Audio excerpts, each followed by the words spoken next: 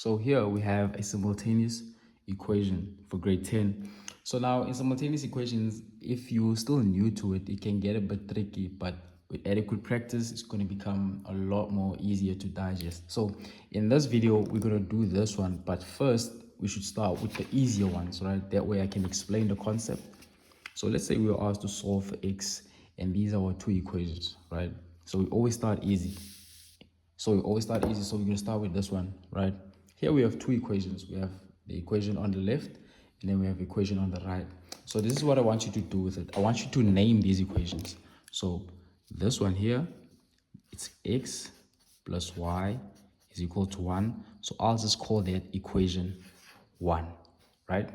And then this equation here, it is x plus it's x minus 2y is equals to 1. And I'll just call that equation 2. So I just named these two equations. So now the objective in simultaneous equation is to isolate either x or y in this equation or in that equation. You're always going to choose the equation that's easier to isolate the variable in, right? In certain, like in different scenarios, it differs, right? So in this scenario, I can just isolate the x by taking the y over, or I could isolate the y by taking the x over. That will be me creating my third equation, right? And it's optional. You can choose whichever one you want to isolate, but ideally you want to isolate one variable. So in this scenario, I'm going to isolate y. So this is y. So I have 1 there. How do I isolate the y? I'm going to take the x over. So when it gets here, it's going to be negative. I just created my third equation. And that's what you always want, right? You're going to be given two equations. You're going to choose from these two equations. I could have isolated x here. I could have taken that over and isolated that, but I just chose to do that one. So just for practice, when you do this question again, I want you to isolate this x here and then do the same procedure that I'm going to do as I do after this one, right? So yeah, back to what I was saying. So this is my third equation. So you want to substitute your third equation into your second equation. You're probably thinking, why can't I substitute my third equation into my first equation? Remember, this y is equal to 1 minus x comes from the first equation. So I can't substitute it again by the first equation. So I have to use the second equation. So this is what you write. You're going to sub equation 3 into 2, right? So we're going to substitute equation 3 into 2. But what do I mean by that? So that means in equation 2, right, since I'm substituting 3 into 2, in equation 2, which is that one, wherever I see y, you see there's y, what should I write? I should open a bracket and I should put that. Because I said in the third equation that y is equal to that. So that means in equation 2, where I see y, I put 1 minus x, right? So I go in and I do the substitution. So I have x here minus 2, and then I see a y. I open a bracket. I put 1 minus x is equals to 1, right? And then what do you notice now? All of a sudden, I have one variable, which is x. I no longer have x and y in the same equation, because look, in the beginning, I had x and y in the same equation, x and y in the same equation.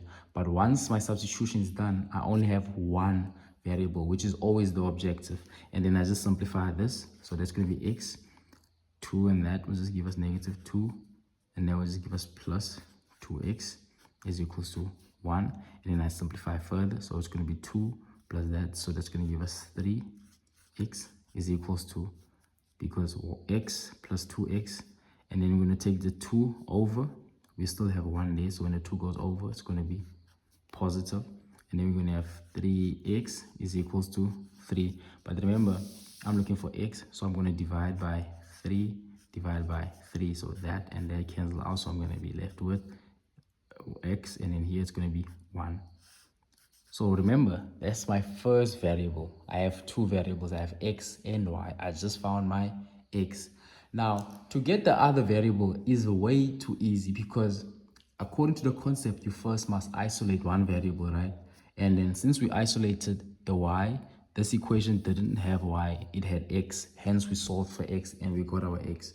But now to get our y, it's easy because we already isolated the y here. We said y is equal to that. And what do you notice there? There's an x. But now we do know the value of x. So to get y is easy. We go to our third equation.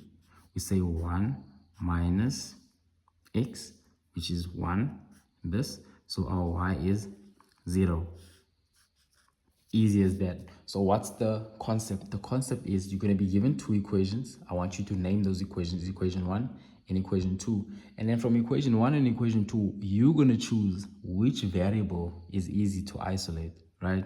And like I said, you could have isolated the x here because it is easy to isolate by just taking that over. Good. And even here, you could have isolated the x instead of the y because I took the y, but you could have taken the x. But irrespective of what you do, you will still get the two values for x and y. If you think maybe you're going to get a different answer, you can try it.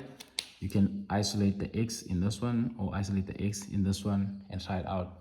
You're still going to get to the same answer. But there was just the basics, right? So sometimes you're going to encounter problems that are a little bit tricky, right? It's not as easy now because notice in here, our variables had coefficients that are 1. You see there's 1, that's why I could just take over. But here, the coefficients are not 1, meaning there's numbers in front of our variables that are not 1. So the same thing applies here. I name my equations, so I'm going to name this one. So I'm going to say 6x minus 2y is equals to 8. That's going to be my equation 1, right? And then we take that one, that is negative 6x plus 3y is equals to negative 15. That's going to be my equation 2. Now, it's up to you, student, to choose what variable you want to isolate, right? But now, as you notice, it's not that easy, right? But I'm going to isolate y from the first equation. Why? Because I see there's a 2 here. 2 can go into 6 and then 2 can go into 8. Somebody else would have isolated y here because 3 can go into 6 and then 3 can go into 15 as well. It's up to you, right? But I'm going to, for argument's sake, so I'm going to isolate the what you call it, the y here. So we're going to have negative 2y is equals to 8. Then what do I do with that 6? I take it over. So it's going to be negative 6x. But remember, I was asked to isolate, right? So while you isolate your variable, it's not isolated yet. So I can't say this is my equation 3 because it's not isolated yet. So then I would divide by negative 2, divide by negative 2, divide by negative 2. So therefore, y will be equal to negative 4 minus, no, it's going to be plus because the negative and negative, plus going to be 3x, just like that. So now I've isolated my what? My y. So therefore I can say this is my equation 3. Now I'm going to have to take equation 3 and substitute it into one of these equations. But always remember, if your equation 3 comes from the first equation, I cannot substitute my equation 3 into the first equation. I must substitute it to the equation that wasn't used. So I haven't used this equation here. So I'm going to substitute my y in this equation, right? So we're going to let me just get that. So we're going to sub equation 3 into 2. What does that mean? It means where I see y in my equation 2, I open a bracket and I put that right there, right? So we're going to have negative 6x plus 3, open bracket, and then that, which is negative 4 plus 3x, now, is equals to 16, your 15. That's what I currently have. And notice whenever you're done substituting, all of a sudden you have one variable. Hence now it's easy for us to solve it, right? So we're going to have negative 6x and then 3 multiplied by negative 4, that's negative 12. And then 3 multiplied by positive 3, that's going to be 9x is equals to negative 15, right? So that's what we currently have. And then we have, if you can't see, we have negative 6 plus 9x, right? So those are your like terms.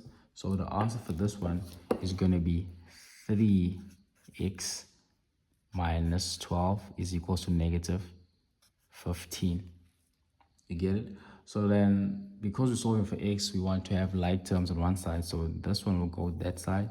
So we're going to have 3x is equals to negative 15. When the 12 goes to the other side, it's going to be positive 12.